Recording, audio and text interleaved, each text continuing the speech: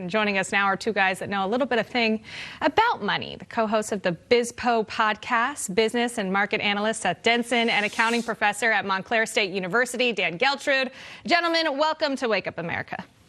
Good morning, Rachel. Good morning, Rachel. Good morning to you guys. Now, gas prices are up dramatically right now as the result of the 5 days the Colonial Pipeline spent shut down due to that cyber attack.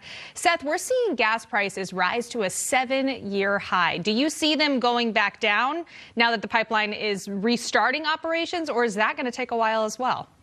Yeah, short answer, probably not so much. And I'll tell you why, Rachel. I don't know if this has everything to do with the pipeline. I think there's a couple of factors, or maybe more than two. The first one being that we were already headed into summer, right? And summertime is typically a time where we do see fuel prices start to creep up. Second, fuel prices were already up. They were nearing 10%, and that was in large part due to inflation that we have going on. And then finally, OPEC is starting to pull back on some production. So you kind of have this perfect storm mix, but I will tell you the final piece of the perfect storm, the fact that the Obama administration is going to pay people to take the summer off. So they might be taking that road trip. They've been cooped up for a while, and since they've got a 3-month vacation, maybe they're going to hit the road. You know, we're going to talk a bit about that inflation in a second, but Dan, people are hoarding gas. We're seeing panic buying the way we saw with the pandemic and toilet paper. People are actually putting it inside plastic bags that the U.S. Consumer Product Safety Commission had to send out a PSA of, please don't do this. What did you make of this?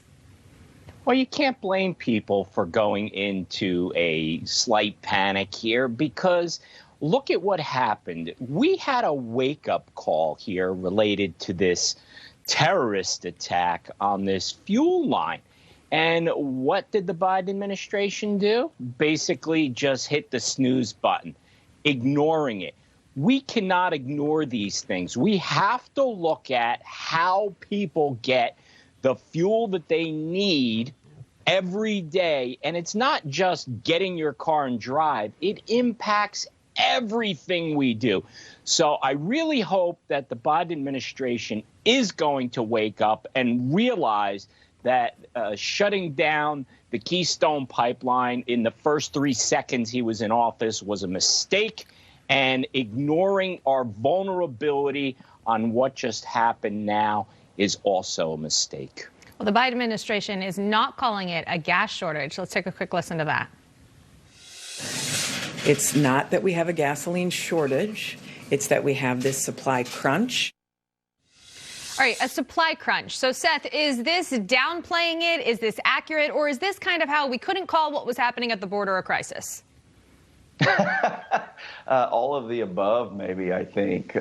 Listen, we got plenty of fuel here in Texas. We just can't get it from point A to point B, right? And I think that's the big issue here is when you've got the pipeline shut down, you've got a transportation problem. And I know that the Biden administration is going to come out and say, well, we lifted regulation to allow for more trucks and trains and boats. But you even had yesterday them coming out and saying, yeah, pipelines are the best way to move fuel. And so I think that's part of it here. Again, I think this is, again, a perfect storm. But there's plenty of fuel out there. We just got to be able to move it around, and the Biden administration doesn't seem to want to do that. I think there was quite a few people, Seth, who were like, wait, could you say that one more time? What's the best way to move it? You said pipelines? Just checking for the record. No, Dan, we're not only seeing long lines at the gas stations and frustrated people, we're seeing stocks plummeting as well. The Dow falling 682 points, NASDAQ down 357, S&P down 89. What are investors' fears here? Well, investors right now are fearing inflation, and rightly so. And the ironic part about it is this is being caused by the current policies and the policies that are being proposed by the Biden administration. So let's look at what's happening here in terms of inflation's impact on the market. You have low interest rates, you have too much stimulus, you have tax hikes on the way, you have these unemployment benefits that are keeping people at home. All these things are coming together, and Seth used the term perfect storm.